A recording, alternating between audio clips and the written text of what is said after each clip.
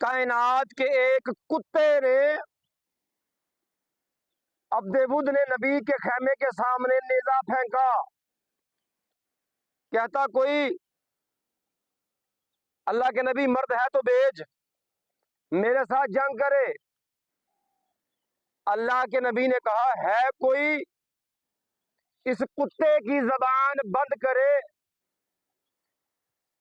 ये उस जबान से निकला है जो वमा यंतिकू जुबान है रसूल की। नबी ने कहा, है कोई इस कुत्ते की जबान बंद करने वाला? 3 बार रसूल ने कहा, कोई भी नहीं उठा। अली मौला गए। सोचो जरा,